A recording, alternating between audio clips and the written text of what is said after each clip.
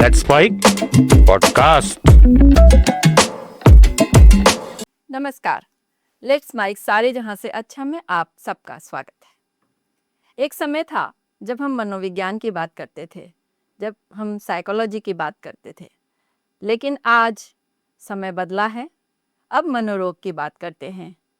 आज ऐसी क्या बात है, लाइफस्टाइल में क्या परिवर्तन आया है कि ये समस्या सामने आ गई है। इस पर बात करने के लिए आज हमारे स्टूडियो में पधारी हैं डॉक्टर अनीता गौतम जी। आप Gautam hospital and research centre में वरिष्ठ मनोचिकित्सक हैं और बहुत लंबे समय से इस पर काम कर रही हैं। आपको India book of world record और golden book of world record में शामिल किया गया है, नामित किया गया है। इसके अलावा राज्य महिला आयोग ने भी इनको सम्मानित किया है। सम्मानों की इनके पास कमी नहीं है, क्योंकि मनोरोग के बारे में इनसे ज़्यादा अच्छा कोई नहीं जानता, कम से कम जयपुर में। और इनकी सलाह से बहुत सारे मनोरोगी बिल्कुल नॉर्मल हुए हैं। तो हम इनसे आज बातचीत करेंगे और जानेंगे कि क्या वजह है, आज मनोरोग क्यों बढ़ रहे हैं और इसका किस तरह से निदान करते हैं, कैसे इससे सफलता पाते हैं इसके ऊपर और लोगों को सामान्य जीवन में लाते हैं। आपका बहुत स्वागत है अनीता जी। नमस्ते। आपका विषय बड़ा गंभीर है, लेकिन मैं समझती हूँ कि एक बहुत आम बात हो गई है कि आज लगता है जैसे हर कोई मनोरोगी है, जिसको देखो वो डिप्रेशन में रहता है, किसी एंग्जाइटी हो रही है, कोई निराश है, कोई इतना हताश है कि उसको जीवन में कुछ नज़र नहीं आ रहा है। आजकल सुसाइड कर रहे हैं, यहाँ तक कि बच्चे, स्कूल के बच्चे। तो ये क्या सारा कुछ मनोरोग में ही आता है या क्या है ये? देखिए, बिल्कुल आपने सही कहा कि मानसिक परेशानियाँ आज के जीवन में बहुत ज़्यादा बढ़ रही हैं, तनाव, स्ट्रेस बहुत ज़्यादा बढ़ रहा है। रही बात मानसिक बीमारियाँ, देखिए हमारे समाज में मानसिक बीमारियाँ पहले भी थी, लोगों को होती थी, पर इसके बारे में बात करना, लोग इसके बारे में नहीं बात करते थे। एक तरीके का टैबू था, स्टिग्मा था कि अरे नहीं, अगर ये तो पागल है, पागल इसको है, हाँ, लोग एक समझते आम थे भाषा पागल में है। उसको बोला जाता था कि ये तो पागल है, इसको बाहर नहीं लेके जाएँगे या इसके बारे में बात नहीं करेंगे या लोगों को इसके बारे में पता नहीं चलना चाहिए कि इस व्यक्ति को ये हाँ बीमारी है। बिल्कुल, पहले और होता था ना, किसी इससे मेंटल अगर हॉस्पिटल में ट्रीटमेंट चल रहा है ना, तो छुपाते छुपाते थे, थे बात नहीं करने और के बारे में। बात अगर कहीं भी ऐसा लगता था कि कोई बीमारी है तो झाड़ फूक करना, देवी देवताओं के दिखाना और कि इससे ठीक हो जाएगा, पर डॉक्टर के पास जाने से कतराते थे। आज भी है, लेकिन झाड़ फूक आज तो भी आज भी कर रहे हैं लोग। आज भी कर रहे हैं, स्टिग्मा अभी भी है, पर फिर भी मैं ये कहूँगी कि मानसिक बीमारियों के प्रति लोगों में बीच में अवेयरनेस फैली है। लोग अब इसके प्रति जागरूक हो चुके हैं। लोग हमारे पास आते हैं, बात करते हैं। जैसा कि आपने अभी कहा कि डिप्रेशन, अवसाद, एंग्जायटी, घबराहट, इनके पेशेंट्स बढ़ रहे हैं और हमारे पास आके लोगों को क्या कहते हैं कि हम इससे कैसे बचें, या कभी ऐसा लगता है कि डिप्रेशन से हम उभर नहीं पा रहे हैं, तो लोग डॉक्टर्स के पास जाते हैं, बात करते हैं। लेकिन मुझे वजह बताइए, ये इतना ज़्यादा, आपने कहा पहले भी थे, ये चीज़ें तो पहले भी थी, लेकिन ये इतना ज़्यादा क्यों हो रहा है? और जबकि आज सुविधाएं, बच्चों की बात करें, सुविधाएं ज़्यादा हैं, स्कूल में भी सुविधाएं अच्छी हैं, घर में भी। बड़ों की बात करें जो वर्किंग हैं, उनको उनकी इनकम बढ़ गई है। जो घर पे रहते हैं बुजुर्ग या जो लोग काम नहीं करते, जॉब नहीं करते, घर में हैं, उनकी भी सुविधाएं बढ़ गई हैं। सब कुछ जब बेटर हो गया पहले से, तो अब क्या स्थिति ऐसी है कि अब क्यों परेशान हो रहे हैं? देखिए, इंसान का दिमाग बहुत खूबसूरत है, जितना खूबसूरत है उतना ही कॉम्प्लिकेटेड भी है। ऐसा सुविधाएँ या फिर मानसिक बीमारियाँ, ये 2 अलग-अलग चीज़ें हैं। मानसिक बीमारी होने का कोई एक कारण नहीं है, बहुत सारे कारण हैं। आनुवंशिक है, अगर माँ-बाप में या किसी फैमिली में है तो बच्चों को हो सकती है, जैसे डायबिटीज़, हाइपरटेंशन, नॉर्मल, वैसे ही ये बीमारी भी हो सकती है। नशा पता करने से, जो व्यक्ति नशा करते हैं या फिर नशे की लत के आदी होते हैं, उनके अंदर ये बीमारी होने के चांसेस बढ़ जाते हैं। या फिर कोई आपके जब बचपा होता है तब कुछ ट्रॉमा हुआ हो, पोस्ट ट्रॉमा अपन कहते हैं ना, पोस्ट ट्रॉमेटिक स्ट्रेस डिसऑर्डर, इस तरह की अगर आपकी लाइफ के अंदर कोई ऐसे बहुत दुखद घटना हुई है जिससे आप उबर नहीं पा रहे हैं, या फिर आपका बचपन बहुत ज़्यादा परेशानियों से गुजरा हुआ है, कोई ऐसे ब्रोकन फैमिलीज होती हैं उनके अंदर, जिनका अंदर सपोर्ट सिस्टम अच्छा नहीं होता या सपोर्ट सिस्टम बहुत पुअर होता है, उन सब लोगों के अंदर इस बीमारी होने के चांसेस हैं। और देखिए, नहीं, मैं आप पे करती हाँ, हूँ। आपने सपोर्ट सिस्टम बोला, मैं पहले की फैमिली का स्ट्रक्चर बता रही हूँ। वहाँ बच्चे कुछ ज़्यादा बोल नहीं पाते थे, ज़िद नहीं कर पाते थे माँ-बाप से। महिलाएँ घर में अपनी बात रख नहीं पाती थीं। तो वहाँ उस वक़्त ज़्यादा होना चाहिए था ना। अब तो बच्चे भी बड़े वोकल हो गए, हर चीज़ की डिमांड, नाराज़ भी होना, माता-पिता को यार मम्मी आप तो नहीं सुनते, यार पापा आप ऐसे करो। तो जब अब इतना ज़्यादा मतलब अपनी बात कहने की स्थिति आ गई है, तब अब सपोर्ट लेने और देने में दिक्कत कहाँ आ रही है? देखिए सपोर्ट लेना और देना दो अलग अलग चीज़ है। सपोर्ट सिस्टम अगर मैं बात करूँ तो क्या होता है सपोर्ट सिस्टम? सपोर्ट सिस्टम वो होता है, परिवार हमारा सपोर्ट सिस्टम है। आज मुझे कोई परेशानी है, कोई दिक्कत है, मैं अपने पेरेंट्स से बोल सकती हूँ या अपनी फैमिली में अपने हस्बैंड से बोल सकती हूँ, बहन से बोल सकती हूँ। मेरे मन के अंदर क्या है? जैसा कि आपने कहा था कि पहले लोग अपने बड़ों से बात नहीं करते थे। पर देखिए एक इंसान किस तरीके से बड़ा किया जाता है, जब बच्चे को अपन पालते हैं, बड़ा करते हैं, उसके अंदर हम बोलते हैं ना संस्कार। संस्कार क्या होता है? जो हम उस बच्चे के अंदर देना चाहते हैं, कुछ अच्छी चीज़ें देना चाहते हैं, कुछ अच्छी हैबिट्स देना चाहते हैं। सिंपल सी बात है, अगर हम बच्चों के सामने किसी बड़ों के पाँव छुएँगे, तो ये चीज़ संस्कार ही हुई। हमारा बच्चा भी हमको देखकर बड़ों वो के चीज़ पाँव सीखेगा। हाँ, पाँव छूना सीखेगा। हम उनको रोज़ नहीं बोलते, पर शुरुआत में जब रोज़ करते हैं, तो उनके अंदर वही होता है। अब बात होती है कि आज के ज़माने में सपोर्ट सिस्टम ज़्यादा है, पर आज के ज़माने में कम्युनिकेशन गैप भी उतना ज़्यादा ही बढ़ गया है। लोग एक-दूसरे से अपने मन की बात कह नहीं पा रहे हैं। लोगों के अंदर जहाँ होता था ना, पहले अपन बोलते थे कि एक गाँव पूरा गाँव। जैसे कि अगर गाँव में किसी को परेशानी है, पूरे गाँव की परेशानी थी। मोहल्ले ठीक में है? होते थे मोहल्ले कॉलोनी, में सारा होती कॉलोनी जुट जाया जॉइंट करता है। फैमिली से आ गए, तो जॉइंट फैमिली में किसी एक को परेशानी थी तो पूरी फैमिली में सब लोग मिलके करते थे। फिर फैमिली हुई, एकल हुई और अब परेशानी ये है कि एक हम से भी मैं पे मेरी खुशी सर्वोपरि होनी चाहिए। मुझे अगर दुःख होगा तो मैं कैसे रहूँगी?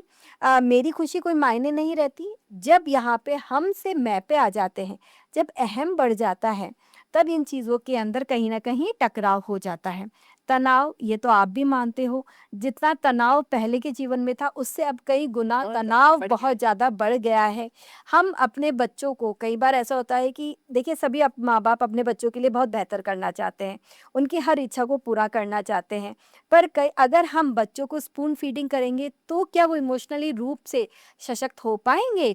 भावनात्मक रूप से किसी भी फेलियर को झेल पाएँगे? कहीं न कहीं ऐसा हम इस चीज़ को सोच नहीं पाते हैं। हम उनको हर चीज़ उनके माँगने से पहले उनके पास पहुँच जाती हैं। तो उस जो होता है ना रिजेक्शन या क्योंकि देखिए जीवन के अंदर हार-जीत तो चलती रहती है। जीत को सेलिब्रेट करना हम अपने बच्चों को सिखा देते हैं, पर हार को एक्सेप्ट करना, उसके आगे देखना, दूसरा रास्ता चुनना, ये भी हमें अपने बच्चों को सिखाना चाहिए। जब ये सब चीज़ें मिल जाती हैं, बल्कि आप तो देखिए सोशल मीडिया का प्रभाव हमारे जीवन पे बहुत ज़्यादा पड़ रहा है। उसकी वजह से लोगों के बीच में दूरियां बढ़ रही हैं। नशा हमारे समाज के अंदर इतना ज़्यादा बढ़ रहा है, जिसकी वजह से ब्रेन के अंदर एक्चुअल चेंजेस आने लग जाते हैं, केमिकल चेंजेस आने लग जाते हैं।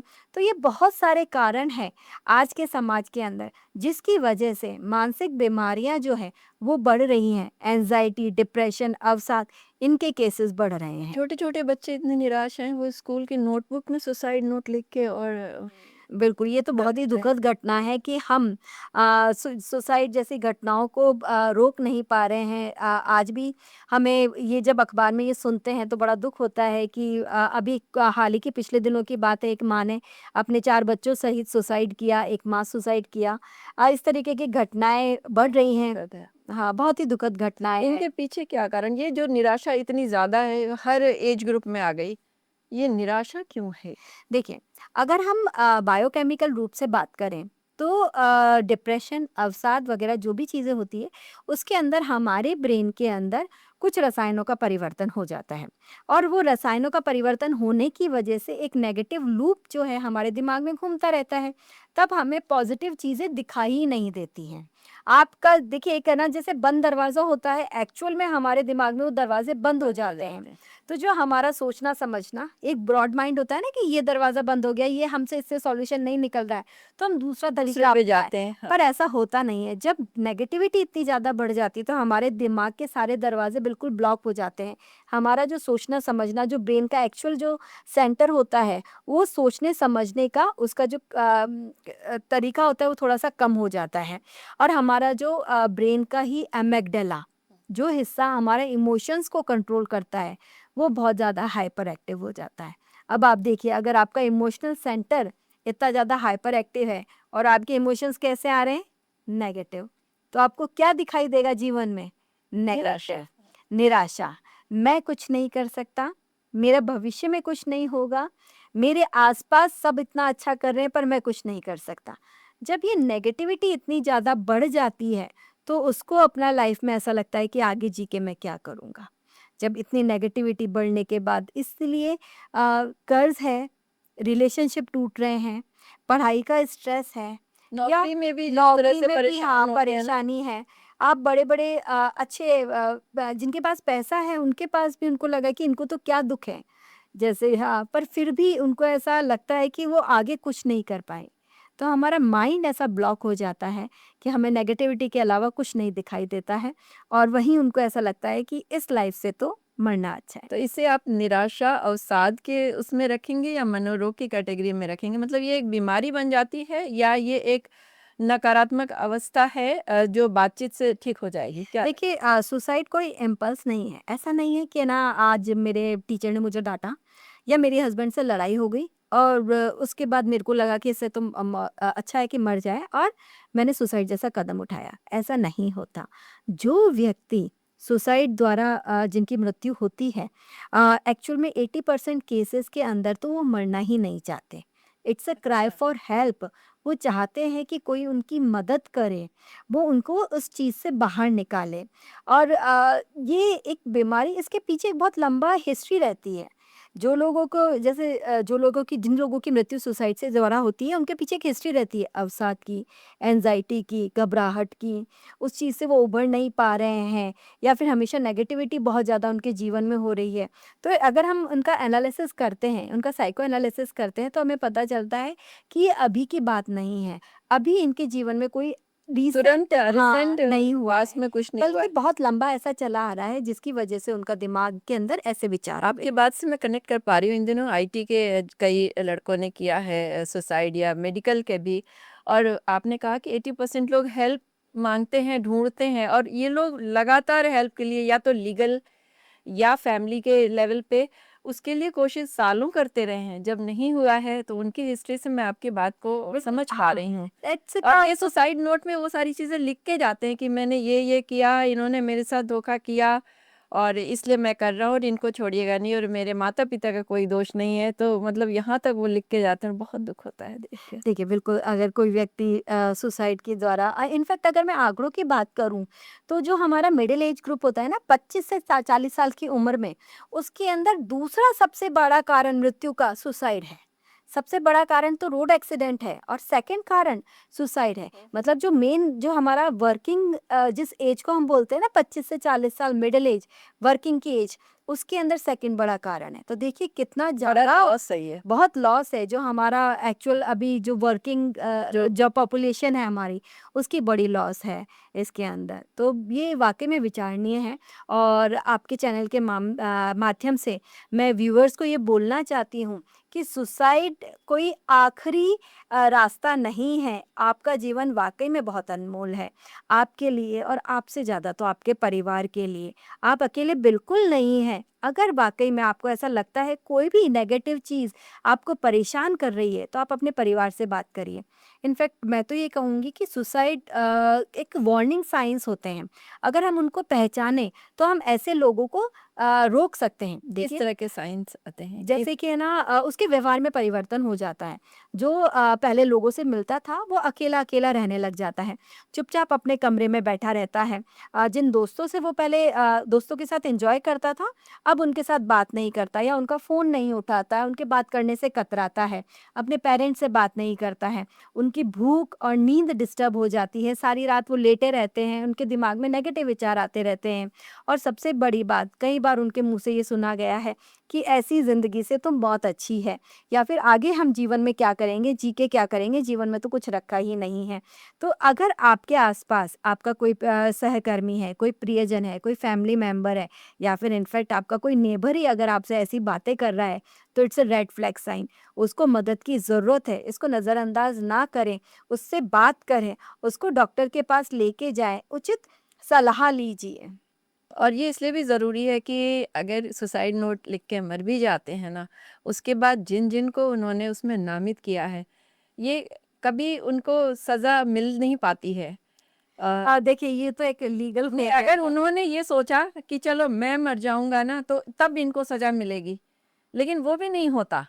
और अगर वो मिल भी जाए सजा तो आप जा चुके, अब उनकी सजा देखने के लिए या वो सजा पाने के बाद वो सुधर गए इसके लिए फिर आप नहीं हैं। तो देखिए, ये कितना अगर बाय चांस आपको ऐसा लग रहा है कि कोई लीगल केसेस के अंदर आप अपने जीवन से निराश हैं, तो ऐसा नहीं है। अगर किसी भी कारण से आप निराश हैं, तो आपके सपोर्ट ग्रुप आपके पास हैं।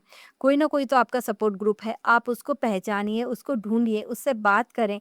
अगर लीगल एडवाइज़र्स भी आपको मिल जाएँगे, अपने जीवन को ख़त्म करने से, तो ये तो एक तो पलायन हुआ, छोड़कर भाग जाना होता है। ऐसा नहीं, आप लड़ें, डटे रहें और कोई भी परेशानी ऐसी नहीं है जिसका हल नहीं है।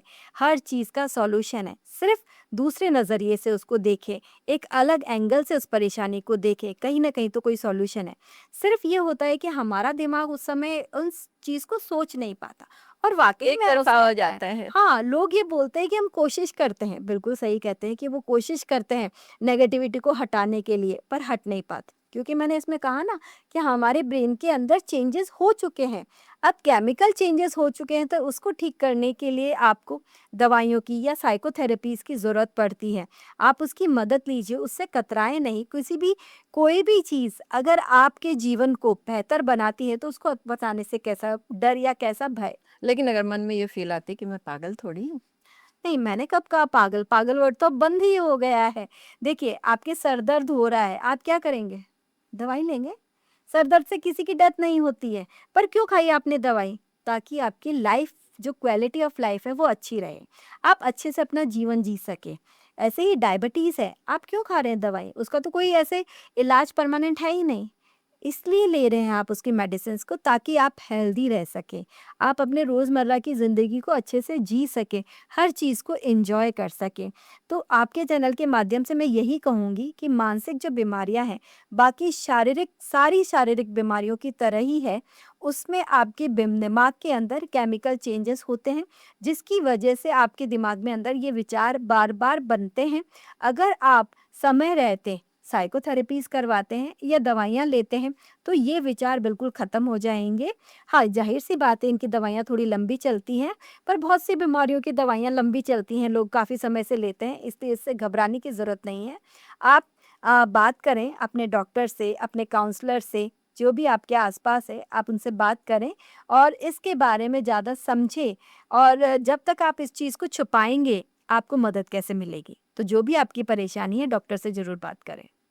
अभी एक शब्द और सुनने में आता है, मुझे बड़ी एंग्ज़ायटी हो रही है, मैं बड़ा डिप्रेस हूँ। मतलब ये कॉमन है आज यूथ में, और किसी एज ग्रुप की नहीं बात कर रही हूँ, यूथ में।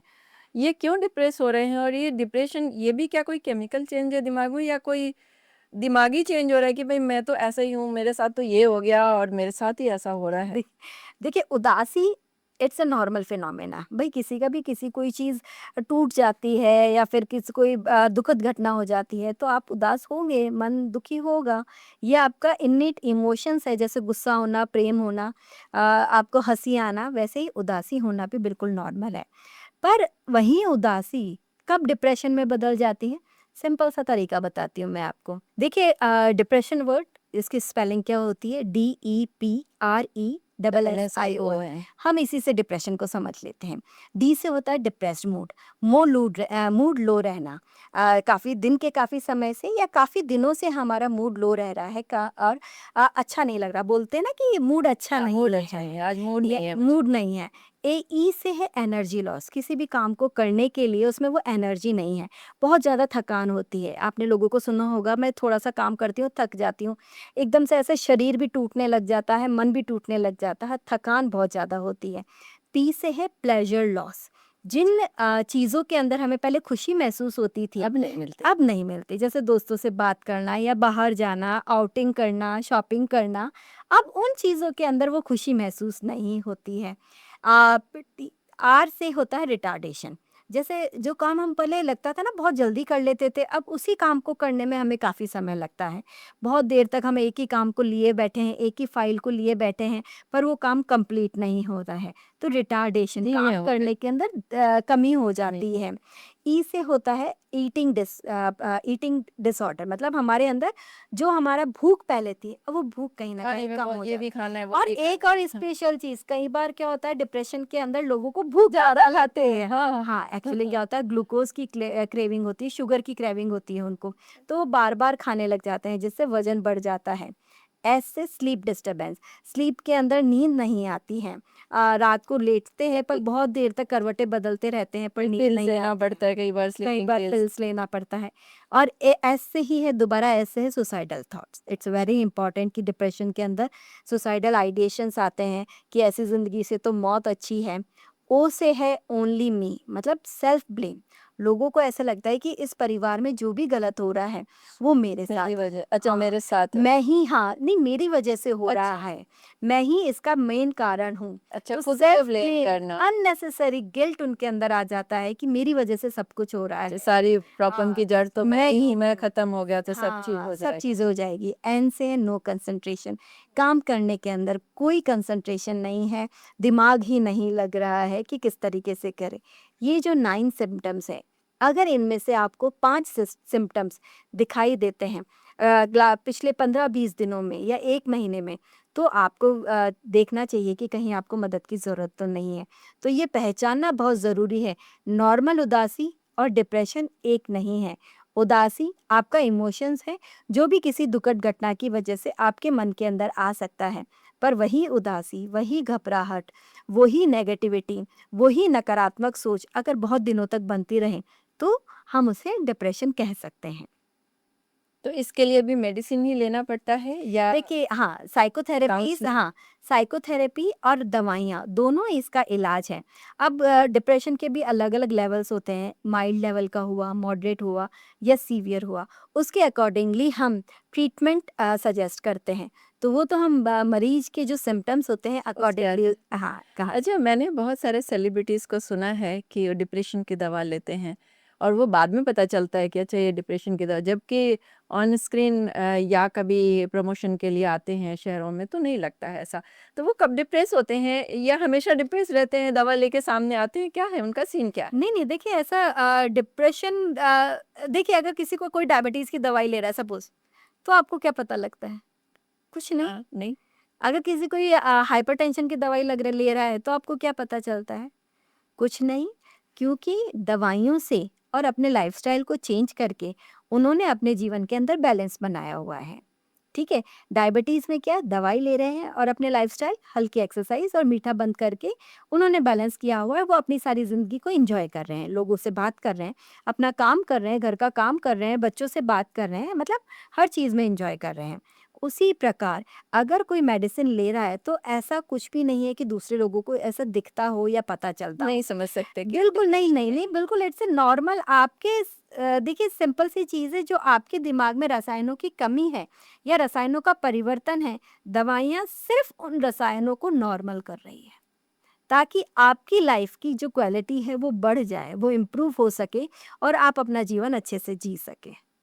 अनीता जी, कई बार मैंने देखा है कि लोग बिल्कुल नॉर्मल होते हैं, एकदम ठीक हैं, पर उन्हें लगता है कि मुझे कोई बीमारी है, बस उसी को लेकर परेशान रहते हैं कि मुझे कुछ है इसलिए मैं सो नहीं पा रहा हूँ और वो सोच के उनकी नींद उड़ जाती है, या कुछ है जिसकी वजह से मुझे बेचैनी हो रही है, तो वो सोच-सोच के वो इतने बेचैन हो जाते हैं, जबकि ना तो उनको कोई बीमारी है और ना किसी ये तरह। डिप्रेशन एंजाइटी डिसऑर्डर में ही आ जाता है। It's a basically called somatoform disorder, जिसके अंदर व्यक्ति को ऐसा लगता है कि मेरे अंदर कोई बीमारी है या कोई बड़ी बीमारी एक जैसे वहम या कैंसर। शक जैसा। नहीं, ये वहम और शक नहीं है, उसको वाकई में ऐसा महसूस हो रहा है, घबराहट हो रही है और वो बार बार चेकअप कराता है डॉक्टर के पास जाकर।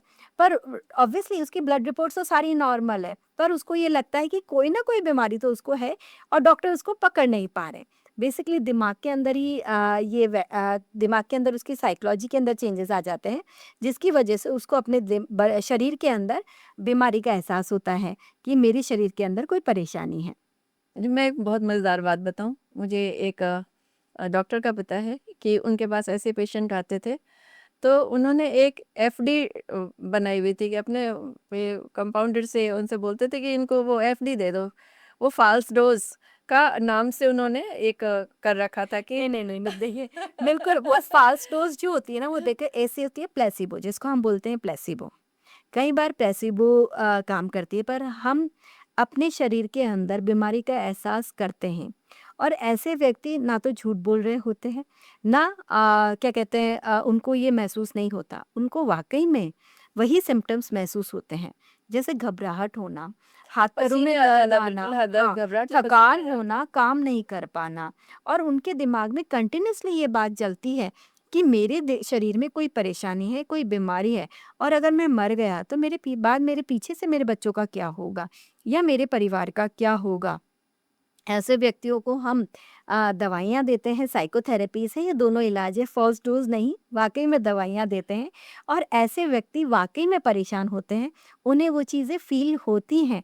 ऐसा नहीं है कि उनके मन में ऐसा, उनको वो चीज़ महसूस होती है कि घबराहट वग़ैरह, दर्द होना, थकान होना, ये चीज़ें वो महसूस करते हैं। क्योंकि सारे टेस्ट कराने के बाद फैमिली वाले भी कई बार बोलते हैं, अरे ये तो ऐसे ही बोल रहे हैं, ये इनको बिल्कुल, लगता है हमें यही मैं तो छोड़ दो समझने की इनको, अरे बात यार है। ऐसे ही यही बोलते तो रहते हमें समझने की बात है, ऐसा नहीं है।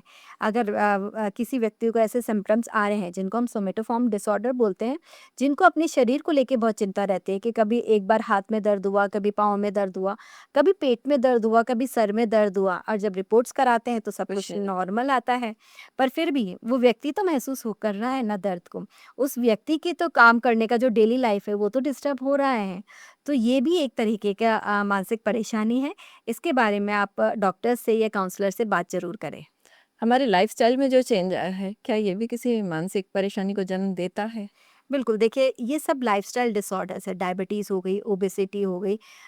ये तो बहुत हाँ, कॉमन है जिसको लोग अब समझ रहे हैं, लेकिन बिल्कुल। मैं तो मानसिक बीमारी की बात कर बिल्कुल, तो वो भी लाइफ़स्टाइल डिसऑर्डर में हम कहेंगे। हमारी लाइफ़स्टाइल कैसी हुई, जहाँ हम पहले बहुत मेहनत का काम करते थे, मतलब हमारी फ़िज़िकल एक्टिविटी काफ़ी अच्छी थी, वहीं हमारी फ़िज़िकल एक्टिविटी अब कम हो गई है। हमारा ज़्यादातर समय एक ही जगह बैठे-बैठे काम करके निकल जाता है। मेंटल काम तो बहुत ज़्यादा हो गया, पर फ़िज़िकल वर्क हमारा ज़ीरो हो गया। प्लस हमारा जो खान-पान है, वो पहले से काफ़ी ज़्यादा बदल गया है।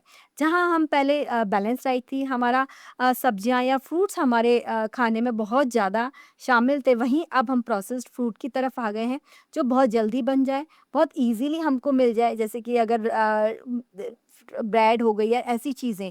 तो ये सब चीज़ों के अंदर बदलाव आ गया है। हमारी नींद कितनी डिस्टर्ब हो गई है। हम पहले जहाँ 9 बजे सो जाते थे, अब कहाँ? देखिए 9 बजे तो लोग फ़ोन देखना शुरू करते हैं कि अब मैं थोड़ी देर फ़ोन देखूँगा, रिलैक्स होऊँगा, और उसकी वजह से जाने कब तक वो रात को देर रात तक फ़ोन देखते सिर्फ रहते हैं। नहीं, देखिए ऑनलाइन वर्क कर रहे हैं और ऑनलाइन जो है कुछ बाहर भी भी। काम कर रहे हैं, दूसरे जो एमएनसीज़ में काम कर हाँ, रहे हैं, उनके रात ही हाँ, जो सुबह होती है। सुबह होती तो है। वो उस समय होल हाँ। नाइट काम करते हैं या 3-4 बजे रात तक करते रहते हैं। बिल्कुल, तो जब उसके बाद सोते हैं तो आपकी नींद कितनी डिस्टर्ब हो गई, तो कुल मिला के जो हमारी लाइफ़स्टाइल है, पहले से काफ़ी ज़्यादा चेंज हो गई है। और ये जो लाइफ़स्टाइल है, वो बेसिकली हमारी बॉडी और हमारे ब्रेन दोनों के ऊपर नेगेटिव असर करता है। देखिए बहुत सिंपल सी चीज़ है, मैं आपको समझाती हूँ। जैसे हमारा ब्रेन है, हम सुबह दिन भर में काम करते हैं, पर रात में हम सो जाते हैं। ऐसा क्यों? क्योंकि रात के अंदर एक मेलाटोनिन हार्मोन है, वो सिक्रीट होता है हमारे दिमाग के अंदर, और वो हमारे दिमाग को, ब्रेन के न्यूरॉन्स को सुला देता है, ठीक है? और जब हमारे न्यूरॉन्स सो जाते हैं रात को, रेस्ट पे जाते हैं, तभी तो दूसरे दिन वो एक्टिव हो जाते हैं, ठीक है? अगर आप किसी भी है ना सिग्नल को कंटिन्यूअसली प्रेस कर रहे हो, फायरिंग हो रही है, तो वो सिग्नल या फायरिंग कैसा हो जाएगा? एग्ज़ॉस्ट हो जाएगा, थक जाएगा। ऐसे ही आप अगर अपने दिमाग के न्यूरॉन्स को कंटिन्यूअसली फायर कर रहे हो, सिग्नल दे रहे हो, लाइट से या फिर क्या कहते हैं फ़ोन से या टीवी से, तो क्या होगा? आपका न्यूरॉन्स तो डेफ़िनेटली एग्ज़ॉस्ट हो जाएगा, नींद डिस्टर्ब हो जाएगी, और सुबह जब उठेगा, तो क्या वो रिलैक्स रह पाएगा? उतना एक्टिव रह पाएगा? नहीं रह पाएगा। तो जब आपका ब्रेन ही एक्टिव नहीं रह पाएगा, उतना एनर्जेटिक ही नहीं रह पाएगा, तो दिन में थकान होना, दिन में नींद नहीं आना, दिन में नींद आना, बार-बार आप काम करते-करते आपको कंसंट्रेट नहीं कर पाना, क्योंकि आपके दिमाग के न्यूरॉन्स तो एक्टिव ही नहीं है, रिलैक्स्ड ही नहीं है, तो वो सब चीज़ें बार-बार एक लूप सा बन जाता है। आप दिन में फिर सोते हो, दिन में आपको सोते हो तो फिर रात में आपकी नींद नहीं आती है, तो हमारा साइकिल ही सारा चेंज हो गया, सारा गड़बड़ हो गया। और स्ट्रेस तो आप देखिए आज हमारे जीवन में कितना ज़्यादा बढ़ गया है, तनाव कितना ज़्यादा हो गया है। तो ये सब जो चीज़ें हैं, वो हमारे कहीं न कहीं मानसिक बीमारियों को परेशानियों को पैदा करती हैं। जैसे कि तनाव, स्ट्रेस, डिप्रेशन हो गया, अवसाद हो गया, एंग्ज़ायटी डिसऑर्डर्स बहुत सारे होते हैं, ओसीडी हो गया, ये सोमेटोफॉर्म डिसऑर्डर्स हो गए, ये सब एंग्ज़ायटी डिसऑर्डर्स हैं। और जो लोग नशा वग़ैरह करते हैं, ये भी लाइफ़स्टाइल की प्रॉब्लम ही है कि नशा हमारे समाज में इतना ज़्यादा बढ़ गया है। उसकी वजह से आक्रामकता, गुस्सा, एग्रेशन, चीखना-चिल्लाना कितना ज़्यादा बढ़ गया है हमारे समाज में। नशा और फ़ोन का नशा भी बच्चों का आज फ़ोन अगर ले लेते हैं तो उसके बाद वो चिल्लाने लगते हैं और इसके लिए भी डी एडिक्शन सेंटर स्टार्ट हो गए हैं। उन बच्चों की जो मनोवृत्ति है वो तो बहुत खतरनाक है। मतलब मुझे ऐसा लगता है कि वो देख के ही एबनॉर्मल लगते हैं। बिल्कुल वो हाथ-पैर चलाने लगते हैं, चिल्लाने लगते हैं, मारने लगते हैं, सिर नोचते हैं। तो ये जो बच्चों में प्रवृत्ति आई है, ये भी मनोरोग है?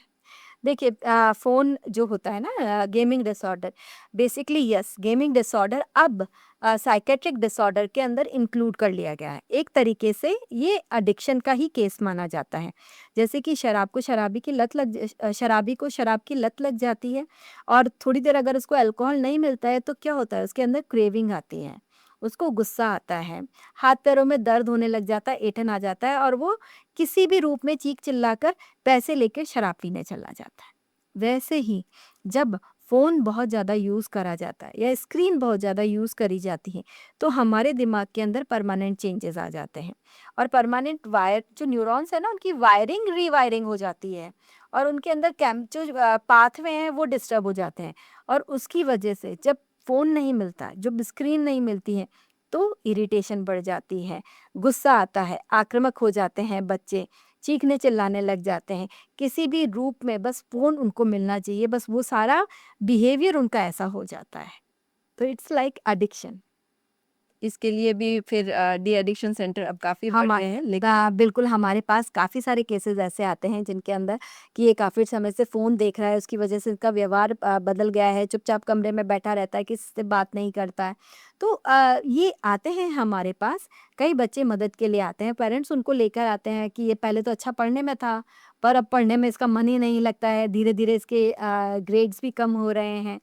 तो आते हैं कि हमें मदद करें कि इनका भी ये नशा है इसको उतारें। तो इसको काउंसलिंग से ठीक करते हैं या मेडिसिन देनी पड़ती है? डिपेंड करता है काउंसलिंग अच्छा और कितने मेडिसिन कितने वो ग्रेड मरीज का सिम्टम्स हम देखते हैं मरीज के क्या परेशानियां हैं और वो कितना कोऑपरेट करता है कितनी बात सुनता है कितना उसकी रेपुटे हमसे वो कितना घुल गया है कितना हम उसको काउंसलिंग करते हैं कितना वो हमारा बात सुनेगा या कितनी हमारे उस जो काउंसलिंग में हम होमवर्क देते हैं वो कितना कर पाएगा इन सब चीज़ों को मिलाकर और अगर नुकसान बहुत ज़्यादा हो रहा है तो हमें दवाइयों की भी ज़रूरत पड़ती है दवाइयाँ भी देते हैं। आपने सक्सेस रेट कितना देखा है कि जब आप इतनी काउंसलिंग करती हैं या मेडिसिन देती हैं? बिल्कुल, बिल्कुल। सारे बच्चे सारी निकाल मानसिक बीमारियाँ बिल्कुल इलाज उनका मुमकिन है, ऐसा नहीं है लाइलाज नहीं है। ये सब जो बीमारियाँ हैं, सब दवाइयों से और साइकोथेरेपी से बिल्कुल ठीक हो सकती हैं। ऐसे व्यक्ति दवाई और साइकोथेरेपी लेके समाज की मुख्य धारा में आते हैं, काम करते हैं, समाज में काम करते हैं, अपने परिवार को सँभालते हैं। बस सिर्फ़ देखने वाली बात ये है कि ये दवाइयाँ थोड़ी लंबी चलती हैं, टाइम टू टाइम इनको लेना पड़ता है, सूचित समय पे हमें सलाह लेनी पड़ती है। दवाइयाँ लंबी चलें और नशे-पते से दूर रहें। नशा करने से क्या होता है बीमारियाँ रिलैप्स बहुत जल्दी हो जाती हैं, जो उनके होने के और दोबारा होने के चांसेस बढ़ चांसेस बढ़ जाते हैं। जाते हैं। एक सवाल और मेरे मन में आ रहा है बच्चों में प्रतिस्पर्धा बहुत ज़्यादा कॉम्पिटिटिव एग्ज़ाम और एक एग्ज़ाम के बाद दूसरा, तीसरे, चौथे एग्ज़ाम देते जाते हैं। 1 साल के बाद दूसरे साल, तीसरे साल लगातार अच्छा क्लासेस भी वो ड्रॉप कर रहे हैं, कोचिंग ले रहे हैं। वहाँ पर बच्चे सुसाइड करते हैं। वो चीज़ बहुत देखिए, ज़्यादा बिल्कुल इसके अंदर तो हम ये कहेंगे कि आप एज़ अ पेरेंट्स अपने बच्चों के लिए बहुत अच्छा करते हैं, सब कुछ छोड़ते हैं वाक़ई में। हाँ, सब कुछ बेच के भी पेरेंट्स को लगता है कि हम अपने बच्चों के लिए कुछ कर दें। पर उससे पहले आप अपने बच्चे को जानिए, आपके बच्चे की क्या कैपेबिलिटी है, क्या वो कहाँ पे अच्छा कर सकता है, कहाँ पे उसका नेगेटिव पॉइंट्स है, उन सब चीज़ों को देखिए। मैंने कई बार देखा है, डॉक्टर या इंजीनियर बनना बच्चों की ख्वाहिश नहीं, माता-पिता की महत्वाकांक्षा है कि हमारा बच्चा डॉक्टर बने और हमारा बच्चा इंजीनियर बने। इसलिए उनकी अगर इच्छा भी नहीं है, तो भी उनको कोचिंग सेंटर्स में भेजा जाता है पढ़ने के लिए। कोचिंग सेंटर्स का और फिर उसके बाद उस स्ट्रेस को झेलना, ये सिखाना भी हमें अपने बच्चों को पड़ेगा कि किस तरीके से इस स्ट्रेस को, पीयर स्ट्रेस को, जो पढ़ाई का स्ट्रेस है, जो कंपटीशन का स्ट्रेस है, उसको किस तरीके से झेला जाए। मैं ये नहीं करती कि आप अपने बच्चों को मेहनत करने के लिए ना कहें। बिल्कुल, मेहनत करने का टाइम है, ये समय ही जो है वो आपके जो करियर को वो डिसाइड करता है। पर सबसे पहले आप समझिए कि आपको क्या चाहिए। अगर आपका डिसाइड है कि मुझे सिर्फ़ इस कोचिंग में जाना है, काम करना है, तो मन को मजबूत करिए। फेलियर्स और जीत और हार सब चीज़ें हैं। जीतते हैं तो कैसे सेलिब्रेट करें वो तो सबको पता है, पर हारते हैं तब क्या करें, इस चीज़ के लिए भी ध्यान रखें। आप अपने लिए सेकंड ऑप्शन हमेशा तैयार रखें कि अगर मेरा कॉम्पिटिटिव एग्ज़ाम्स के अंदर सिलेक्शन नहीं हुआ, तो इसके बाद मैं क्या करूँगा? जब वो सेकंड ऑप्शन रहता है, तो हमारे दिमाग के अंदर बंद नहीं होते दरवाज़े। हमें मालूम है कि अगर ये नहीं हुआ तो हम ये कर सकते हैं। तो इस चीज़ के बारे में आप सर्च करें, अपने पेरेंट्स से बात करें, क्योंकि एक बंद माइंड से, नैरो माइंडसेट से पढ़ाई ना करें, उससे टेंशन, स्ट्रेस, तनाव ज़्यादा होगा, बल्कि अच्छे से पूरी मेहनत से आप इसकी तैयारी करें। तो मैं ये मानती हूँ, आपकी बात सुनकर ये मान सकती हूँ कि बच्चों की जो प्रॉब्लम है ख़ास करके, इसमें पेरेंट्स बहुत बड़ी भूमिका निभा सकते हैं उनको सुसाइडल टेंडेंसी से बचाने के लिए। बिल्कुल, बिल्कुल, सही कहा आपने। बच्चे के लिए माँ-बाप सर्वोपरि है और माँ-बाप के लिए बच्चे सर्वोपरि है। तो आप अपने बच्चों से कनेक्ट रहें, कम्युनिकेशन करते रहें, बातचीत करते रहें। जहाँ कभी आपको ऐसा लगे कि बच्चों के अंदर ऐसे सिम्पटम्स आ रहे हैं, जैसा कि हमने अभी बात करी हैं, ऐसे वार्निंग साइंस दिखाई दें, तो देर ना करें, उनके पास जाएँ, उनको पूछें कि क्या कारण है, और अगर बच्चा कहे उनसे नहीं हो रहा है, तो डाँटना-डपटना नहीं है। उनको ठीक है, उनसे बात करें कि क्या सेकंड ऑप्शन है, हम आगे किस तरीके से अपना जीवन जिए, कौन-सा रास्ता अपनाएँ, इसके बारे में डिस्कस करें।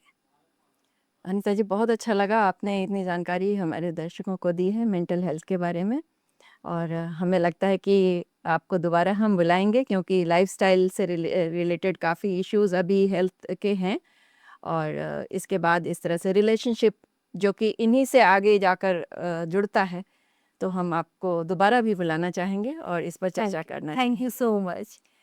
तो ये थी हमारे साथ आज डॉक्टर अनीता गौतम। इन्होंने मेंटल हेल्थ पे हमसे बात की। उम्मीद करती हूँ कि आप लोगों को हमारी ये बातचीत पसंद आई होगी। हमें अपनी प्रतिक्रिया ज़रूर दीजिएगा। नमस्कार। नमस्ते। आप सुन रहे थे let's mind more than radio. Follow कीजिए हमें हमारे सोशल मीडिया प्लेटफॉर्म्स पर। It's time for news. It's time for more than radio. Presenting the first radio news app, Let's Mic.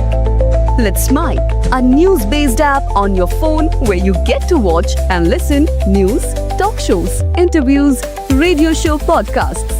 On Let's Mic, you get all relevant information of TV, print, radio, podcast, and digital. Let's Mic talks about every segment of life.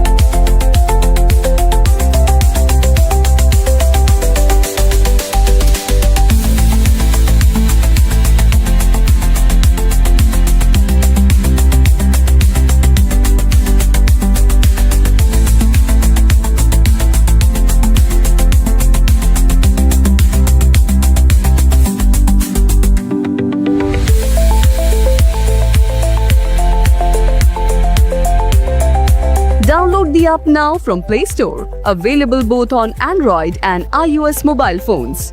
Follow us on YouTube, Instagram, Twitter, LinkedIn, Facebook, Telegram, WhatsApp, Snapchat. Let's talk, let's connect, and let's mic. It's time for news. It's time for more than radio. Presenting the first radio news app, Let's Mic. Let's Mic, a news-based app on your phone where you get to watch and listen news, talk shows, interviews, radio show podcasts. On Let's Mic, you get all relevant